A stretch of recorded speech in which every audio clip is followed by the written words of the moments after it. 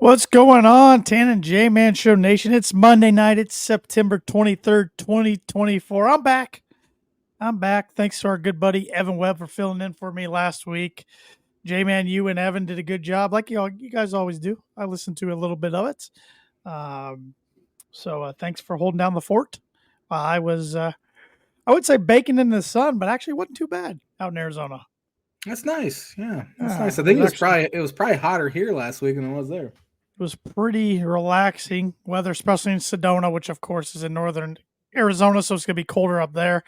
But it was funny when we got to Phoenix. It was still low 90s, but the Tuesday of last week was their first day in 113 straight days where they didn't have temps reach triple digits. Oh, man, that'd be brutal. Absolutely Yeah, brutal. it doesn't matter if it's dry heat Right. or humidity. When it's 100, it's stinking Yeah. hot no matter how you cut it.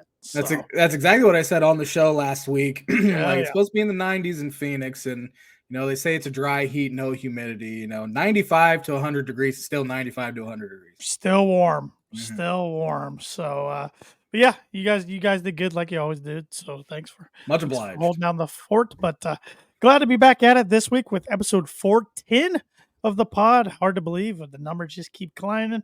And this week's episode is brought to you by, like it is every week, Arlington Public House, Mooney Woodcrafts, Performer Print 2 Promo Group, and the Travis Watering Insurance Agency. We will talk about each of those sponsors a little more as the show goes on. 2 weeks ago, J-Man, you missed the birdie or bogey. Mhm. You were having bad internet connections. You weren't sure if you got it right or not until the show was after off the air. But you did miss. So where are we sitting coming into the night's birdie Let's or bogey see question? here. I thought I had it pulled up. I did not yet. Birdie bogey. I believe you're actually I have not updated it since. So we're tied. We are tied. We are tied at +7. So That's just embarrassing. we are embarrassing. I think you got a chance to get this one. I hate that. It's literally the words of death when it comes to this podcast. Is that the past 2 weeks I've had a real hard time finding a good trivia question. it's getting difficult. It is because our source went away. It just they stopped don't tweet tweeting really anymore. So Shohei Ohtani this past week became the first player to hit 50 homers and 50 steals, steal 50 bases in the same season. Who was the first player to do 40-40? Oh, man. I know one that did it, but I don't know if he was the first. That's the problem. So, okay. Birdie Bogey is brought to you by Arlington Public House. Arlington Public House is upscale cuisine and cocktails with a casual atmosphere located 703 Main Street in Rochester, Indiana. Fall and winter hours, they're open from 4 to 9 on Thursday, 4 to 10 Friday and Saturday. And over the weekend, they had a 14-ounce T-bone steak, seasoned and beautifully grilled, nestled on a savory red wine beef jus, paired with roasted rosemary potatoes, and fresh green beans. So that's just a glimpse of what you can get there. You can the Indiana is still strong on me. Potatoes. Well, it's a Midwest thing. I wouldn't even say it's just Indiana. It's Illinois too. And you don't live like in Chicago itself. So I'm not downtown. Yeah, so I still got some hillbilly to me. I love it. But speaking of Shohei Ohtani, man, what he and Aaron Judge are doing right now is pretty incredible, isn't it? Yeah, it's crazy. I mean, 2 years ago, Aaron Judge, I think it was 2 years ago, broke the American League record for homers. And this year, he's arguably having a better season than he did 2 years ago. I mean, 2 years ago, he hit 311, 425, 686 slugging. This year, he's hitting 323 with a 458 on base, 695 slugging. His OPS is 40 points higher than it was then. Leading the American League, leading baseball in homers, RBIs, in walks. He has 129 walks, and he stayed healthy. I mean, he's played 154 games, right. So he's played, I think, every single game except maybe one so far, one or two. But yeah, he's been absurd. And then of course you have Shohei over there. He's rehabbing Tommy John surgery. That's what people aren't even talking about as much as they probably should. And he has, I think he's 1 behind or 2 behind Judge for the home run lead in baseball. Then the 50 steals. He walks a bunch. it's just absurd. He is the best player I think I've ever seen. You know, it was Mike Trout for a while, and then Trout had those injury issues. But what Shohei can do with the bat, but then you add in, you know, his pitching acumen, which is all. I mean, he's a Cy Young level pitcher too when he's healthy, and even if he's not healthy pitching, his offense is more than enough to win you an MVP. So he is. He's a unicorn. I don't think we'll ever see a guy like him again, a two-way guy like that. Think he's benefited from the DH rule coming over to the NL? For sure. Yeah, I don't think – I mean, I don't know if he's ever played an inning in the field in his career.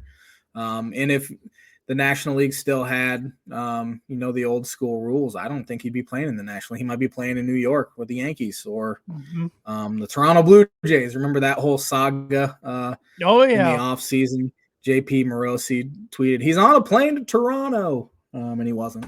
He was in LA still. So pretty ridiculous what he's doing, what both guys are doing, and they're both going to win the MVP in their respective leagues. They no longer have to go up against each other, which is nice. So they can both win MVPs. Well, we got to think when it comes to the World Series, the potential World Series matchups. Of course, the network would love to see Dodgers, Yankees, love it, or big market, but you're going to have some small market teams in the mix. Got some teams that are going to miss out on the playoffs. They're going to be close, but miss out. We got some others that are going to sneak in there after a month ago. Maybe it looked like they weren't going to make it. How do you see the playoff picture unfolding here as we wind down to the stretch? There's two races, and they're both the wild card races. I mean, there's not really any race in the divisions anymore. I know Dodgers are 3 up at the end of the final week of the year, so they're likely going to clinch that one. Houston's 5 up. Cleveland clinched the division. Yankees are 6 up. Phillies are 5 up. Brewers clinched the division, felt like 3 weeks ago. So it really comes down to the wild card races right now, and we got a really good one, both leagues. The Mets and Arizona Diamondbacks are tied for that second wild card spot, 2 games up on the Atlanta Braves. So the Atlanta Braves are kind of playing from behind. It's kind of been a disappointing year for them, even though they're 14 games over 500. They really struggled in April, May, and June, and they really haven't been able to recover. But the Mets have gotten hot. Unfortunately, they have played some pretty incredible baseball here the past 2 months to get back in it, let alone – be the odds-on favorite to get at least one of the wild card spots, because they were thinking, we're trading Pete Alonso at the deadline. They were sellers probably at the All-Star break, and they really turned things on. Francisco Lindor will probably finish second in that National League MVP voting. In the American League, interesting races here with arguably the hottest team in baseball, the Detroit Tigers. They were under 500 all year, and they have been on an absolute tear. They find themselves 8 games over 500 and tied with the Kansas City Royals. Right now with the Minnesota Twins 1 game behind that them. Division's awesome. I mean, you got 4 pretty good teams and then the worst team ever. It's just hilarious. It is hilarious because I call it the worst division in baseball, and the Twins would win that thing by default, but you're going to have 4 teams over 500 and 3 of them in the playoffs. And then you have, of course, the White Sox, who are 1 win away from breaking the most losses in the season. They are 36 and 120. They're 1 loss away, you mean? 1 loss away, that's what I mean. Okay. No, one win by the LA Angels away from Gotcha. But yeah, the White Sox 36 and 120. I saw their run differential was minus 300 something runs today, which has got to be an all-time record as well for futility. And they are I literally just saw an ad, a deal, $10 tickets, $10 parking, $5 all you can eat. Well, if Aaron Lynch hadn't bought tickets already after he just heard you say that, I'm sure he's on the phone. He'll be on the phone tomorrow. Yeah, they're bad. Baltimore Orioles has kind of been a disappointment. I mean, they won over 100 games last year, and something seems off with them.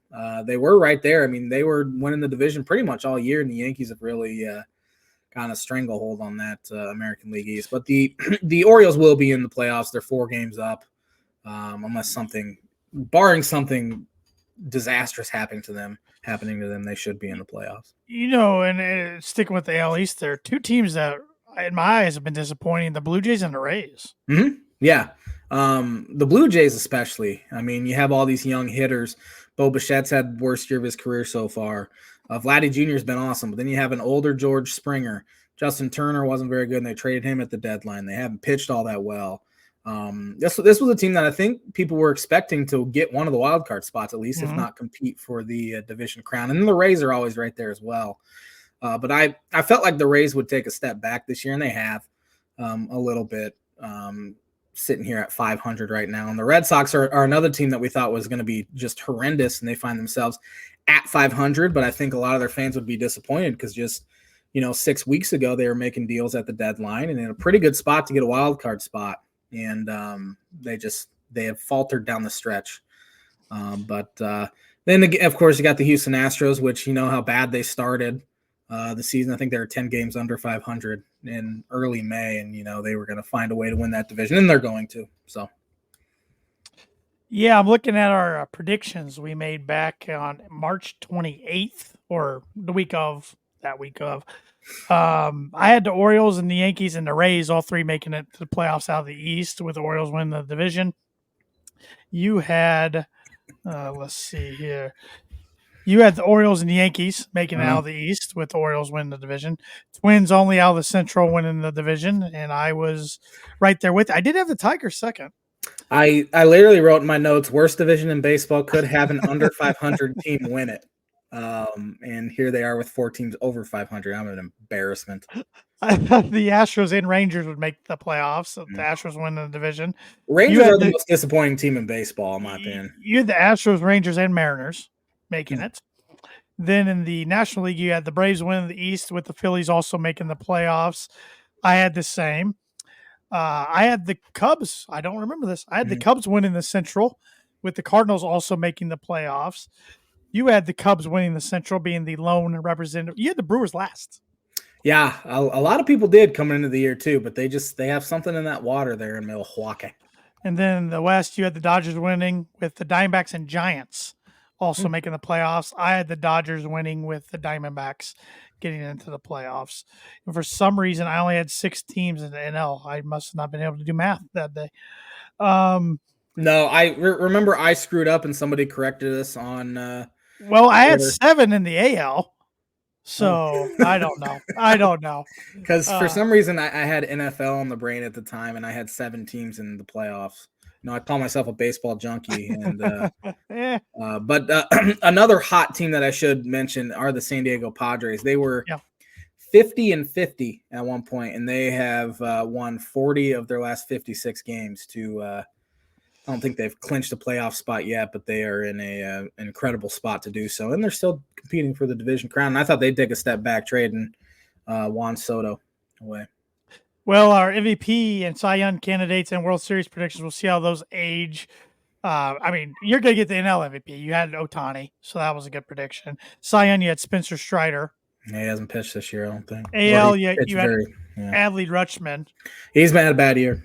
And Corbin Burns as your Cy Young, with the Dodgers over the Orioles, which could happen. Good. And then NL, I had Fernando Tatis Jr. for the MVP. I had Zach Wheeler for the Cy Young. AL MVP I had Juan Soto, and Cy Young I had Luis Castillo. I have the Braves over the Astros. For some reason, I thought I picked the Phillies, because I know in my bold predictions I picked the Phillies to win the World Series. I'm just all over the place. I'm trying to make any prediction happen. So no one saw Chris Sale's resurrection coming. He's going to win the Cy Young going away, in my opinion. I don't even know who could win it in the American League. I haven't really followed the American League all that close. Honestly, I followed the Cubs here the past couple months, but I haven't really followed what's going on around baseball elsewhere, just because the Cubs have been out of it. But, Well, here's a good trivia question for you. Of course, this doesn't count for birdie or bogey or anything, but it's just a baseball trivia question sent in by a good friend of the show, Sean Shriver. He gave my dad and I this trivia earlier today, and both of us missed it, which is not surprising. But he said Tariq Skullball, he'll probably of the Tigers, and Chris Sale may both win their league's triple crown, which is wins, Ks, and ERA this year. When was the last time each league had each league had triple crown winners in the same year, and who were the pitchers? You could probably even give me the year and I wouldn't get it. 2011. 2011? Verlander, one of them? Yep. and 2011 National League. Kershaw? Yeah, you got it. Now, if I didn't give you the year, could you? I wouldn't have gotten it. Okay. No shot. All right. I guess Randy Johnson, Pedro. I wasn't. Nope. I had no idea. So that's a good guess, though. That's probably what I would have gone to. One last thing I wanted to hit on or ask you, I guess, involving MLB, as you know, the season's winding down now. What letter grade do you give the Cubs this year? C, maybe. C's get the grade, my friend. They do. They didn't do enough in the offseason, especially with their bullpen, and they left a lot of wins. Will they this next offseason? We'll see. I have no hope, really. No belief in the front office to do the right thing. Shota Imanaga has been a fantastic pickup. I mean, they are 25-6, I believe, in his 31 starts or so. Has an ERA under 3. He's been their best pitcher and player all season. I think Council's done as good of a job as he can with that roster. But again, Jed did not put them in a position to succeed, where they lost a lot of games late in April and May. And the past 2 or 3 years, Cubs Twitter's been like, we just got to see what we have there. We got to see what we have. We got to put them in those spots to see what we have. And every single year, they're finishing, just a handful of games out. You don't have that luxury, especially with a roster that's constructed where you need a lot of things to go right to hit your ceiling, even hit your floor, for this matter. They thought they'd just hire Craig Counsell and he'd come in and the issues they had with David Ross last year, they'd be better because, you have the same roster. Ross was the reason why we didn't make the playoffs, and they're going to finish with around the same record, I would imagine, if not a little worse, game or two worse. If you were to ask me around the All-Star break, I would probably give them a D, but the fact that they played some pretty good baseball here the final 2 months of the year bumps them up a letter grade, but incredibly disappointing. Honestly. Yeah.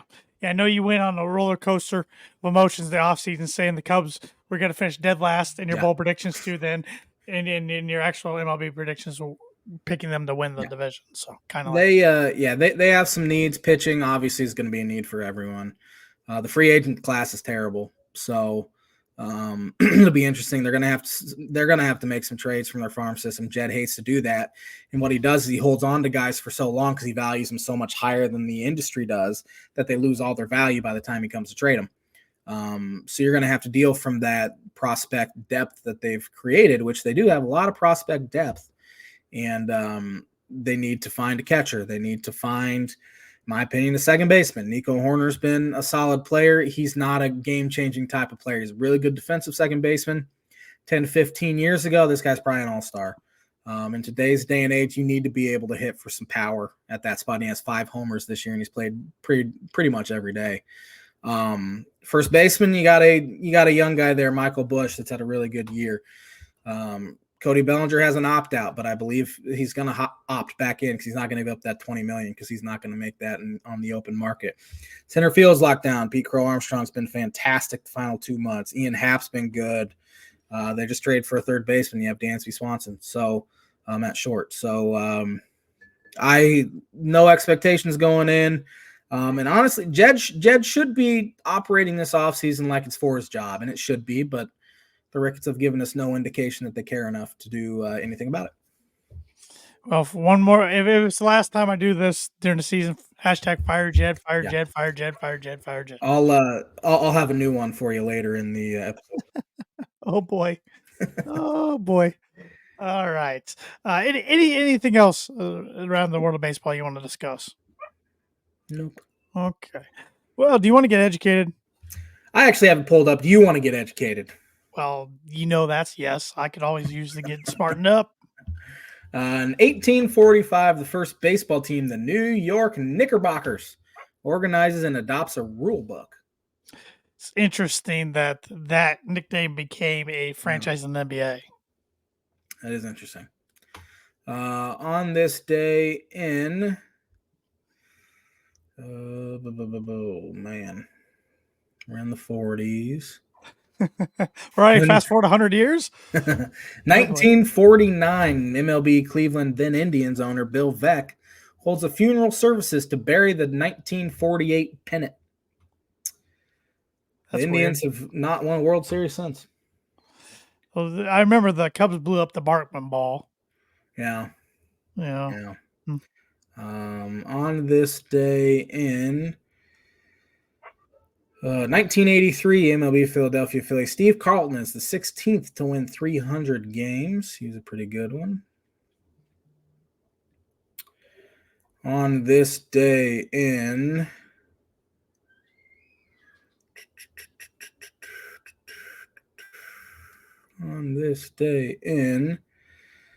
oh man, 2018, Drew Brees became the NFL career pass leader, breaking Brett Favre's record of 6,300 completions. Yeah, he was on social media yesterday. He was going into the Saints Eagles game. Some Eagles fans were giving him a hard time, heckling him. He turned around to them and said, "I believe I did pretty well against you guys." So, Yeah. yeah. Last one here on the scene, 1918 Tour Championship men's golf. Tiger Woods won by 2 strokes over Billy Horschel. Yep. Good old Billy. And Billy's won a FedEx Cup championship before. That's his high mark of his career. But yeah. So, and that will do it for the sporting events that have happened on September 23rd in the On This Day segment, which is brought to you by, like it is every week, Mooney Woodcrafts. Mooney Woodcrafts is a veteran-owned and operated woodcraft shop based out of Texas with Indiana grassroots. They provide 100% hand-cut custom designs that fit your needs, and their pieces are a great addition to any home, office, or man cave. You can see some of their recently completed projects by visiting them at Mooney Woodcrafts on Instagram and on Facebook. And if you let them know the Tan and J-Man Show sent you, you get 15% off your first sign order. I know Thad's he has some rotator cuff surgery, so he hasn't been able to make signs recently, but he said he seems to be back up in operation here shortly and pumping out more signs than ever. So be on the lookout on their Facebook page and Instagram for all of his woodworking skills. And like I said, I mean, we are literally almost exactly 3 months away from Christmas. Oh man, it is, isn't it? 2 more days. Yep, you need to get those sign orders in. They make the perfect holiday gift for anybody. All right, J-Man. Well, let's shift gears to football. Do you want to talk NFL or college first? Yeah. Dealer's choice. Let's talk NFL first. Okay. Talk NFL first. Let's hit it with 3 winners for week 3. About so week 4, week 3 in the NFL. You can start us off. The Minnesota Vikings are sitting here, 3-0 after losing their quarterback, J.J. McCarthy, their rookie quarterback, I should say. And they are 3-0, and they look dang good doing it. Sam Darnold looks good. Good San Francisco team, a good Houston team. Both were at home, but, man, they manhandled the Houston Texans yesterday. Mm-hmm. And Sam Darnold is younger than Joe Burrow, believe it or not. So I think the Jets gave up on him too soon. Panthers are a mess. And Darnold looks pretty dang good. Yeah, could it be a situation where McCarthy gets Wally pipped before he even really gets his career off the ground and going? I don't know. That might be a stretch. There's a lot of season left to be played, and they play in what looks like it's going to be a tough division. Yeah, I'm not sure I believe in them quite yet. I don't yet, but if they're still doing this in November, yeah, I agree. Well, one of my winners, the LA Rams. Mm-hmm. Just when you looked like they were going to go 0-3, they're down 14 with a little bit over 4 minutes left to play in the third. They fight back and beat a good, who I still think is a good team, even though they're 1-2 team in the San Francisco 49ers. And which was kind of almost like a road game in their home stadium. Yeah. There were so many Niner fans there. So the Rams couldn't afford to go 0-3 with a trip to Chicago coming up this weekend. So to get that win's got to give them some confidence, and thought they played well. Rams did it without Puka Nacua and Cooper Kupp too. Yeah, they're injured. I know San Francisco's injured too, but man, I mean, take Stafford, take any quarterbacks number 1 and 2 targets away from them, they're gonna struggle. So, yeah. My second winner is the Baltimore Ravens. Again, same issue as the Rams, looking at an 0-3 start after losing to a bad Raiders team last week. And they go into Dallas, and they were blowing them out for about 3.5 quarters, and Dallas crept back in. That's what they do. They do that all the time. Yeah.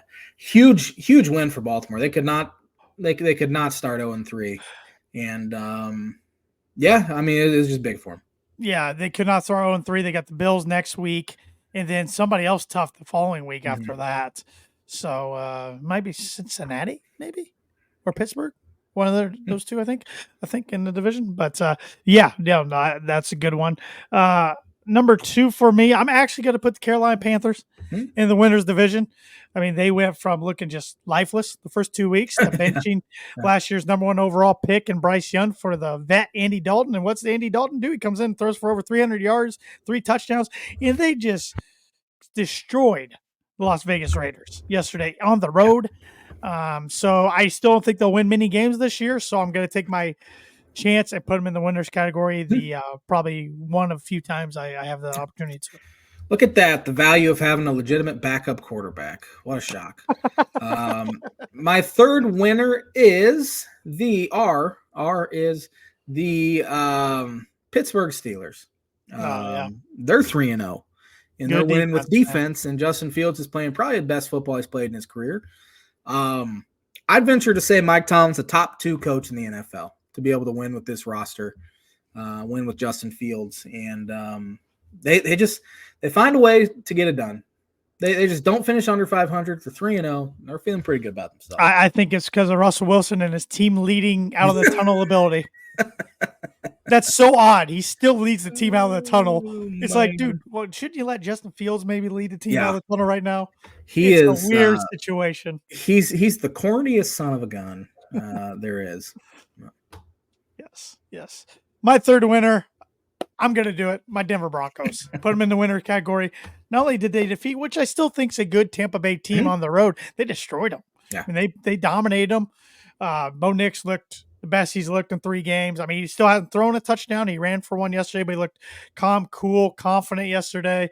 And the running game helped him out a little bit. And the defense just got to Baker Mayfield, sacked him, I think 7 times, picked him off once, forced a fumble. So defense looked good and a lot better than they did in their trip down to Florida week 3 last year when they gave up 70 points. So yeah, Dolphins haven't been the same since either. We'll see if they can replicate it at the Jets, who right. The Buccaneers have the worst defense of the 3 teams they have, or the teams they've played previously, Seattle and Pittsburgh. Jets have a good defense too, so we'll see. But if they can somehow get out in New York and steal that one, then it could be a fun start to the year for Bronco fans. But we'll see. Jets were actually on my winner list because Rodgers looked like vintage Rodgers on Thursday, which made me gag a little bit. But yeah. 3 losers. Well, one of my losers, it's the Chicago Bears. Yeah, they're on my list too. That was not a good game between the Bears and the Colts. I wasn't impressed by either team. No. And I know Eberflus is getting a lot of flack, and some of it's deservingly so, and so is the offensive coordinator. But, man, Caleb Williams is not playing good football right now. I know his stats. Passing yards looked good yesterday, threw 2 touchdowns. A lot of that was kind of in garbage time, I felt like, the passing yards-wise. I'm sure he'll get better. It's a rookie. It takes him a while to get used to the league, but you can have the conversation if they gave up on Justin Fields too early. Yeah. With the pieces they have around Caleb right now. Sure. But I've never been a Fields believer in the NFL, and they just it's not really Caleb's fault, but they crowned him way too early and crowned that team way too early. You're right. And anything he does is not going to be good enough unless they start out 3-0 and he's throwing 15 touchdowns, looking like Pat Mahomes. He can still make every throw. Like he made some ridiculous throws yesterday, but he also made some really bad ones too. Well, so did Richardson. And that's another thing. I think Anthony Richardson's trash, and if the Colts want a legit shot to make the playoffs, they need to go to Flacco pretty quickly because, I mean, Richardson was missing some sailing 10 yards over a guy's head. He's little Jamarcus Russell like little bit. He can run. He threw one of the worst picks I've ever seen yesterday in the end zone. But they found a way to win, which is they needed that. Matters. Yep. My first loser, Cleveland Browns. Oh boy. Yeah, losing at home to a bad Giants team. Malik Neighbors looks like the real deal, though. Yeah, He's a he does. stud, and it's funny. I saw one Giants fan on Twitter goes, "I love that Neighbors is really good, but my one fear is he's going to make Daniel Jones keep his job for the Yeah. foreseeable future." But that's a terrible loss, especially at home for Cleveland. Yeah, it's gone from bad to it's going from bad to worse in Mhm. Cleveland. I don't know. And I kind of predicted that. And you kind of predicted that. We're like, they made the playoffs last year. Everybody's already predicting to make the playoffs again this year. I'm Yeah, like, I just don't see it. I don't either. And with Deshaun Watson back there, I just don't see it. Yeah, he's not a good quarterback. And they were much better because they weren't going to make the playoffs last year until Flacco came in and played unbelievable football. Yep. Yep. I'm thinking in my head here. One of my other losers. Let's go with the Tennessee Titans. I think they're the worst team in the league. Well, Get smacked at home by a guy you just gave up on, Malik Willis. He looked way better yesterday for the Packers than he ever did for the Titans. Sometimes it's just a change of scenery is all a quarterback needs. Like you mentioned earlier, Darnold getting out of Carolina. Well, Baker got out of Carolina. Look what happened to him. Maybe that's what Bryce Young needs. Get out of Carolina and fresh start somewhere. But the Titans they got a pretty good defense, but man, their offense is awful. Will Levis isn't the dude. Not good times down there in Nashville. Yeah, he's turned it over 8 times this year in 3 games. I mean, that's almost 3 a game. Yep. Matt LaFleur too could have something to do with Malik Willis. True. He's obviously a very good offensive football coach there. But it must be nice in Green Bay, like to have a backup that you can not only compete with but win with while your starter's out. So, again, yeah. Sorry, Josh. I'm not trying to. No, I'm right there with you. Vegas Raiders are my second loser. Antonio Pierce said after the game, it felt like about the third quarter, guys were starting to make business decisions more than playing football, which is a head coaching issue for one, that you can't have your guys do that. So he's admitting it essentially, but bad loss. Minshew's a backup. I wish the Dolphins had him, honestly. But 1 and 2, they don't look very good, and they're the Raiders. They'll always be the Raiders. Antonio Pierce kind of hinting at maybe making QB change today if things don't go well this week. Yeah. So Aiden O'Connell came in through touchdown yesterday in the third quarter. So I mean, I don't think he's that much. If he is better at all than Minshew, is not by that much. I don't think he's going to make a spark really in that team. Even though I'm an Aiden guy, as a Purdue guy, but I just don't think they're a good football team. Right. So I'm still shocked they won at Baltimore, to be honest. I know. But my last loser, it's not really fair. No. Actually, I changed that. My last loser is the Saints. Sorry, they choked that game away. Yes, against the Eagles. They had that thing signed, sealed, delivered to go 3-0, choked it away, and I don't see them winning this week. So now they're going to come out in week 4 or 500. I was going to go with the Falcons, just the way they ended that game. But, Saints had an opportunity, and now the Eagles are 2-1. They went from yelling at their coach online to 2-1. Yeah, I don't like Nick Sirianni at all, and I don't think Jalen Hurts is very good, but that's a good one. The Falcons are my last loser. They had a huge win last week, and then followed it up. They were winning that game majority of the time I was watching it anyway. And but once again, they don't call pass interference in the end zone on Kansas City Chiefs, but they would have. Yep. They would have if it was reversed there. But they had a chance to kind of make a statement a little bit, and they failed to do so at home. So that. I don't blame the play call at the end, the outside run. That was a good play by Barton, but man. Yeah. You wish you didn't have a quarterback coming off an Achilles injury. You could have just went under center and pushed him for the first down, but you can't take that. That risk. So before we get to our picks for week 4, I want to do the pick 6 segment, which I got 6 names around the NFL in my head, starting with one who plays tonight, Joe Burrow. Joe, he overrated, in my opinion. He had the one run to the Super Bowl, oft injured these days, and I just don't think he's as good as what a lot of people say he is. And he's starting to make some comments in the media that's kind of remind me a little Aaron Rodgers. So he's just kind of annoying. From a present Cincinnati quarterback to a past one, Andy Dalton. Yeah, Red Rocket. Red Rifle. That's what it is, isn't it? Yeah, Red Rifle. yeah. Yeah, 6-1. I mean, he was a good starter. Led them to the playoffs. Cincinnati Bengals the playoffs multiple years, and now he gets an opportunity here, which he's probably, I would say, a top 2 or 3 backup in the NFL right now. And now, of course, he's a starter. And, Unquestionably, their quarterback, Canal said today. Oh, okay. It'll be interesting After to saying see. last week, Bryce Young's still our future. It'll be interesting to see what they do with Young. If they try to trade him at the deadline, or I don't think they just cut him. But, man, it's been a disaster for him. I feel bad for the guy. Jaden Daniels. Yeah, I mean, he won the Heisman. Right. And that's about all I got on him. I haven't watched him play in the NFL. He can run, but not sure if he'll ever be a passing sort of guy. But neither was Lamar Jackson, and he's won 2 MVPs. So, Skylar Thompson. I try not to be too hyperbolic on this show. He's the worst starting quarterback to don a Miami Dolphins uniform since I've been watching. Wow. I mean, I've watched some bad quarterbacks since Marino retired. I mean, Tyler Thigpen started a Monday nighter against the Bears in 2010. He is without a doubt. I mean, he's been there. He's been there 3 years, and it looked like it was his first day ever picking up football yesterday. Looked like he had no sense of the offense yesterday. No awareness, no nothing. And that was the one thing the media told us. Well, he's been there 3 years. He knows the offense as good well as anybody. He doesn't have the physical tools. He was not good at Kansas State either. That's the thing that annoys me. And it's pretty sad. Tim Boyle's been there 4 weeks, and he's the worst. Like, the worst quarterback in the NFL. And he looks significantly better.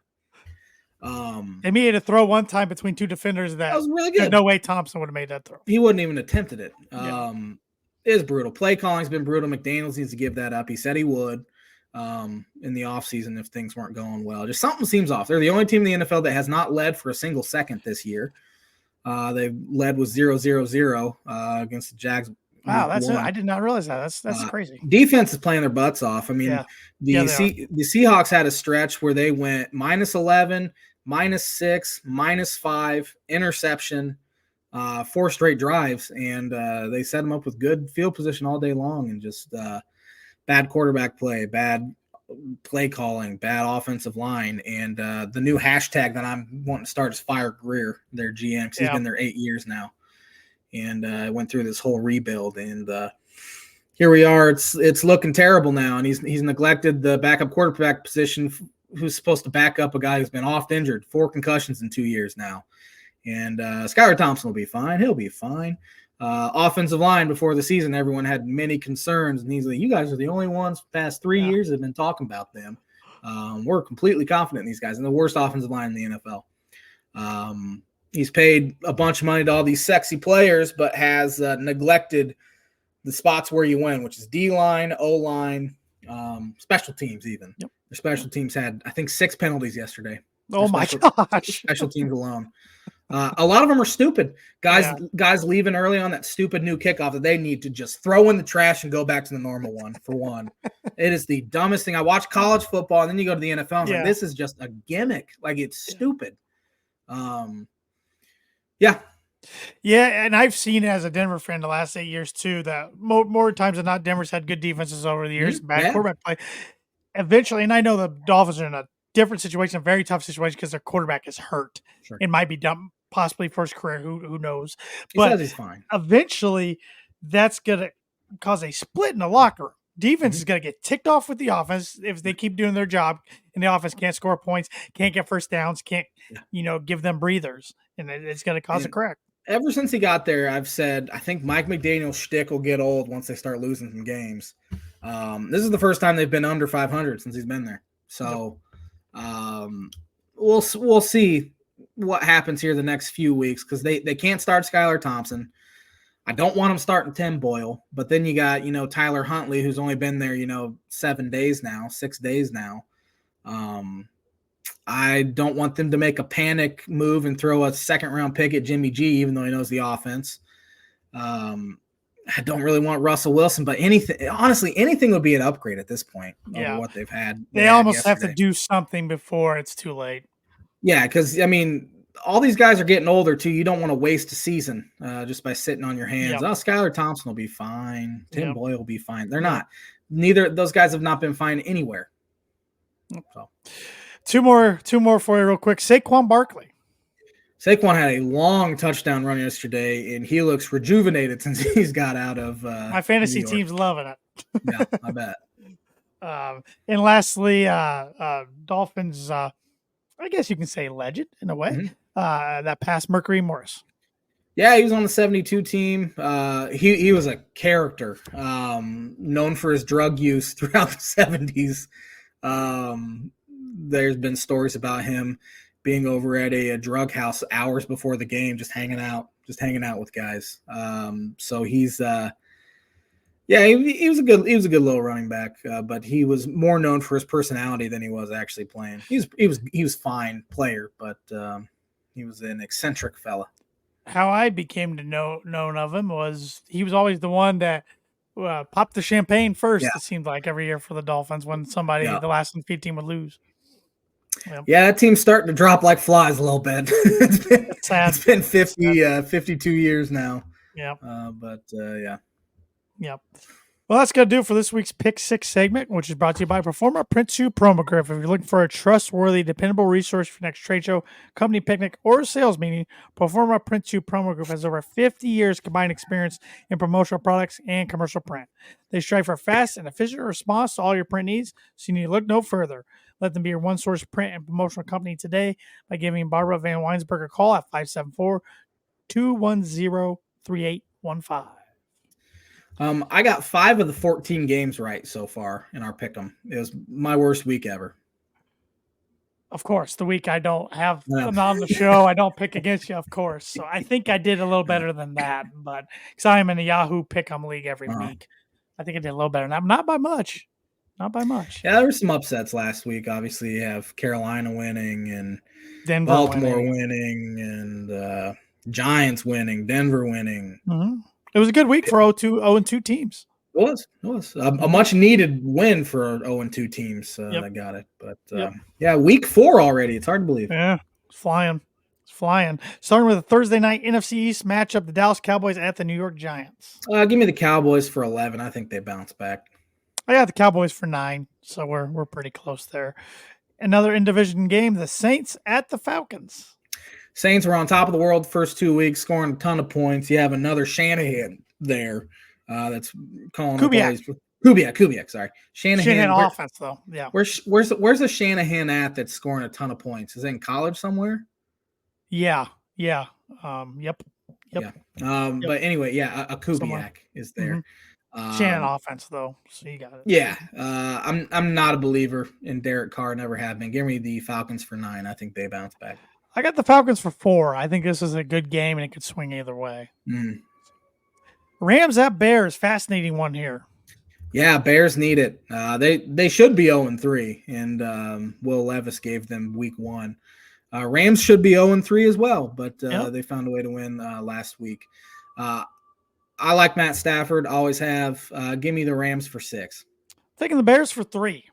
So I don't know why I went with some unique picks this week. I feel like so it might burn me and bite me bad. So Vikings at Packers. Again, Vikings 3-0. Jordan Love might play this week. There's been talks. I wouldn't rush him back. I wouldn't either. That they've played some pretty good football. Regardless, I think Green Bay gets it done. Green Bay for 5. I got Green Bay for 5 as well. Yeah, Vikings playing well. I can't deny that they're not, but I think this is gonna be their toughest test on the road yet. So. Steelers at Colts. I think the Steelers defense will make Anthony Richardson look even worse than the Bears defense did yesterday. First 1 to 13 wins this one. Give me the Steelers for 2.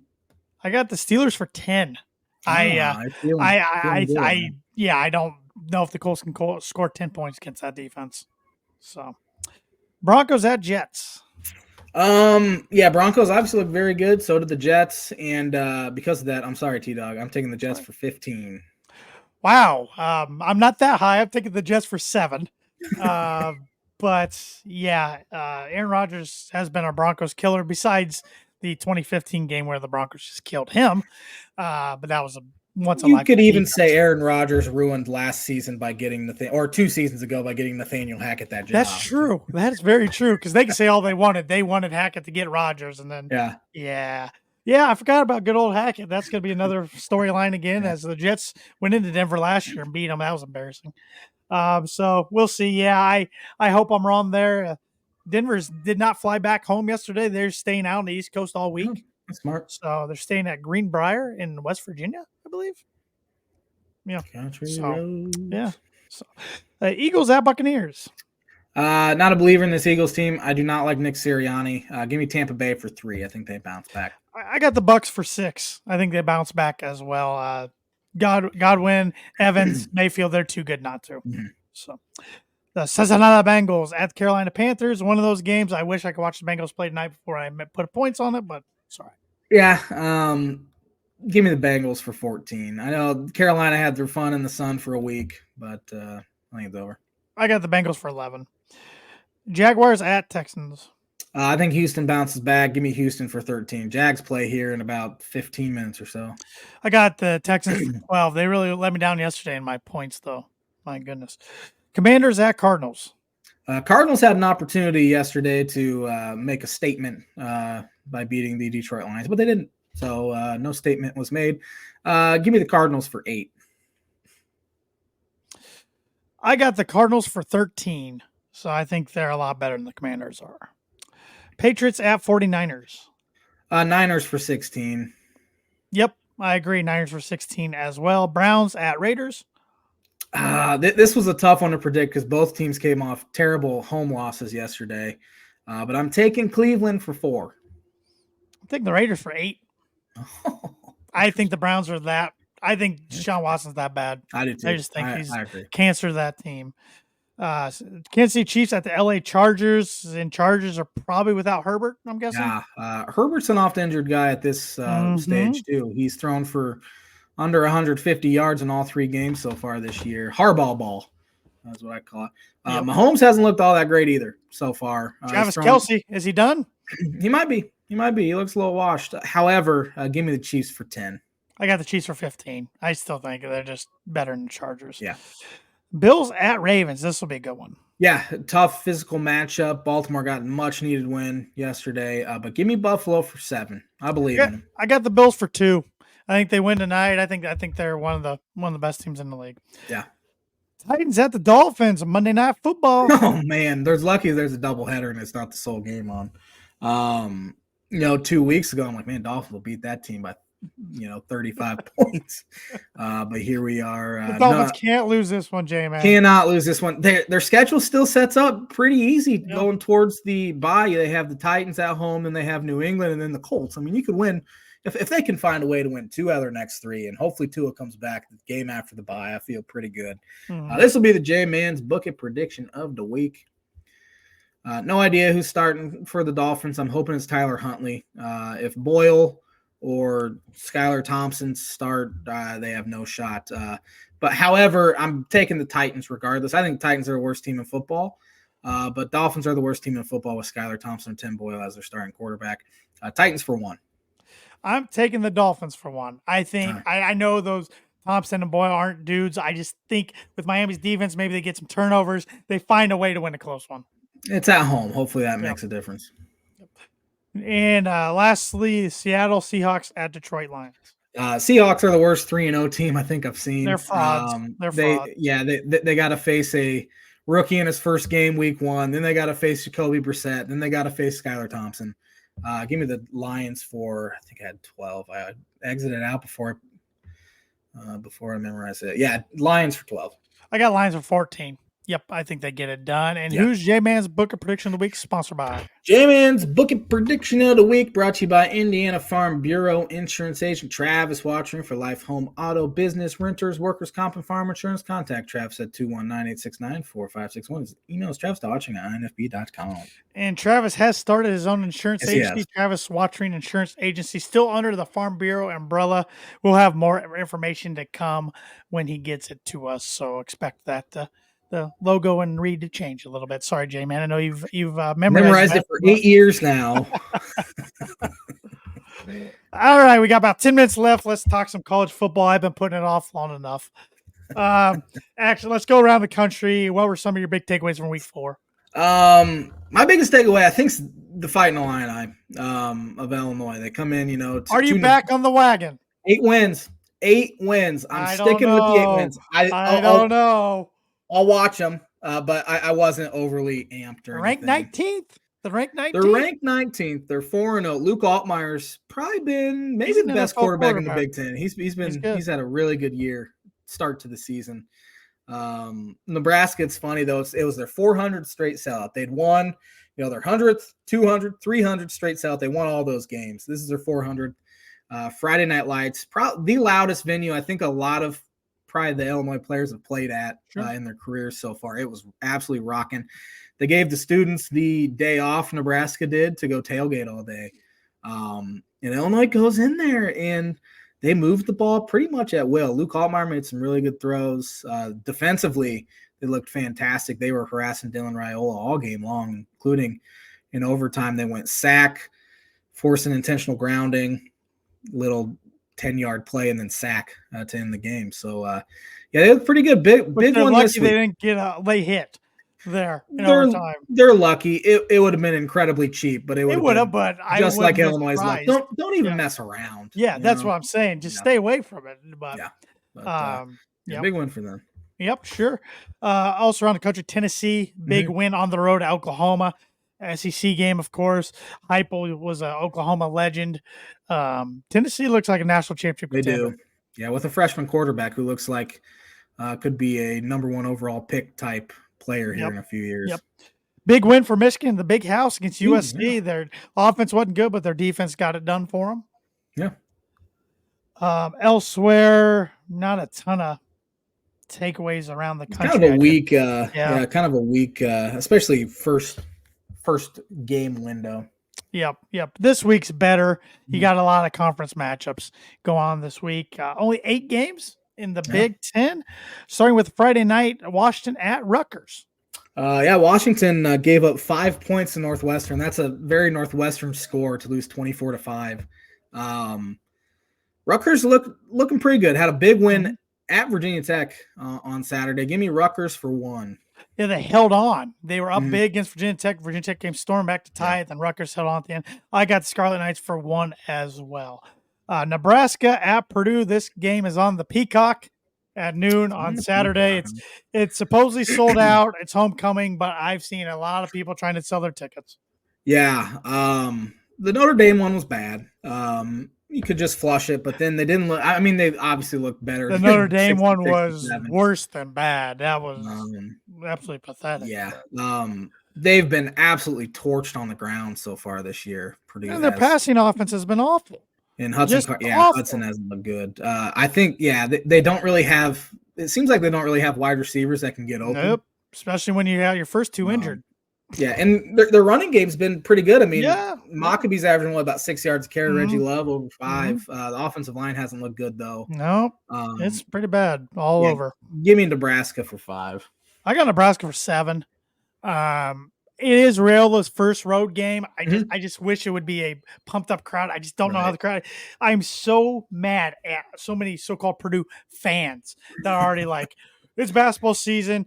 Team's not winning another game, blah, blah, blah. I get wanting to be basketball season to be here, especially after a national championship runner-up last year. I get being a bigger basketball fan, football fan. But some of these fans, I want to get on the board and say, what are you going to do if Purdue does win Saturday? They're going to be right back on. I think some of them don't want Purdue to win. It's the weirdest thing. A lot of them want Ryan Walters fired, where unless he goes over the rest of the way, I don't see him getting fired. Now, the coordinators, that could be a different story. But I feel bad for the guy right now. He looks like he's just shook, and hopefully they can figure it out. But I'm going with Nebraska for 7. Hope I'm wrong. Maryland at Indiana. Indiana's red hot on offense right now. O'Rourke's playing really good football. They haven't played anyone yet. No, they haven't. But winning at UCLA is fine. It's a road conference game. UCLA is terrible though. Yep. So I think this is a fairly close one, high-scoring game. But give me the Hoosiers just because they're at home for 2. I got the Hoosiers 4. I'm right there with you. Minnesota at number 12, Michigan. Yeah, it's not going good for PJ Fleck anymore in Minnesota. No. Give me Michigan for 8. Low I got scoring Michigan for game. 8. Yep. Wisconsin at number 13, USC. Yeah, people are already starting to get on old Fickle's case there in Wisconsin. Give me USC for 4. I got the Trojans for 3. Number 3, Ohio State at Michigan State. Tough loss for Michigan State at Boston College. Weirdest field storming I've ever seen by Boston College. Didn't understand that one bit. I didn't even see it. What happened? They stormed the field. Just the fact that they stormed the field, huh? They were just ranked the week before Boston College were. That's right. Really weird, weren't they? Really weird. Give me Ohio State for 6. I got the Buckeyes for 5. Big Ten game of the week, number 19, Illinois at number 9, Penn State. Yeah, Franklin's calling for a whiteout. Things have changed here. Illinois was their whiteout game in, I think, 2009-ish. Or 2000, it was the year after the Rose Bowl, whenever that was. Penn State 17.5-point favorites. Thought that was pretty steep, but Penn State's a different animal than Nebraska. Give me Penn State for 3. I got the Nittany Lions for 2. I think it's a good game for 3 quarters, and Penn State pulls away in the 4th. Number 8, Oregon, traveling to a Big Ten foe they're very familiar with at UCLA. Give me Oregon for 7. I think Oregon's kind of awoken the beast a little bit here. Yep, I got Oregon for 6. Yep. Around the country, top 25 matchups. I haven't even looked these up. Hopefully my phone can load real fast.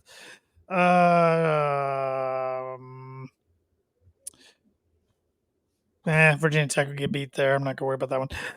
Number 20, Oklahoma State at number 23, Kansas State. Both teams 3-1. Kansas State 6-point favorite.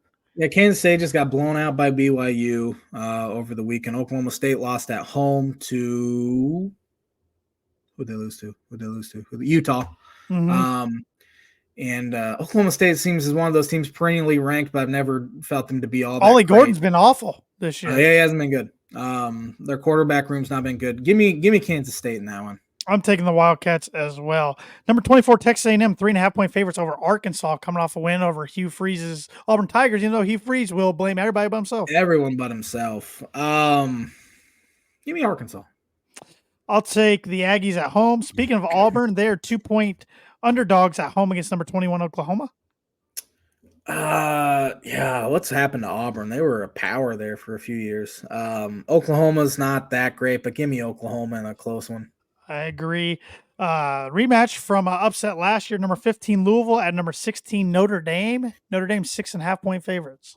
Yeah, Notre Dame's going to have to score some points in this one. You know, they took all their frustrations out a few weeks ago, but didn't play all that great against Miami of Ohio this past week. Their defense is legitimately very, very good, but they're going to have to play. They're going to have to score some points, and I think they get it done in a real close one.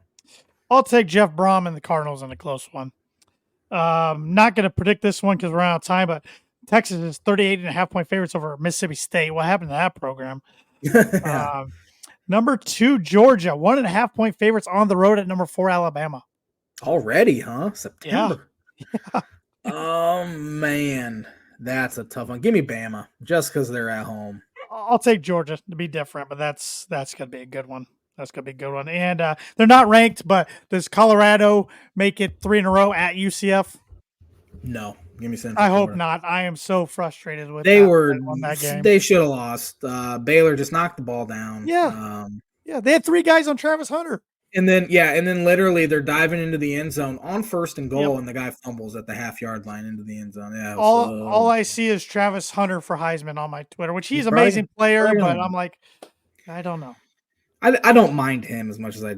Oh no, he's more tolerable than the Sanders. So yep. Hit me with that birdie or bogey again, J-Man. Shohei Ohtani, the first 50-50 ever. Who was the first 40-40?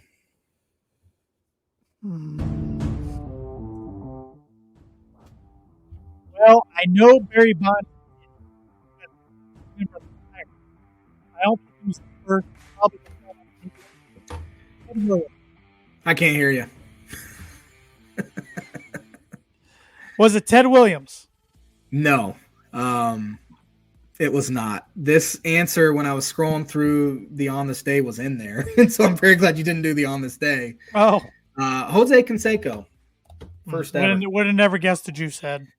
First ever to do it. Jose Canseco always tweets "Happy Saturday" to everyone except one guy, and he's always talking about A-Rod. Yep.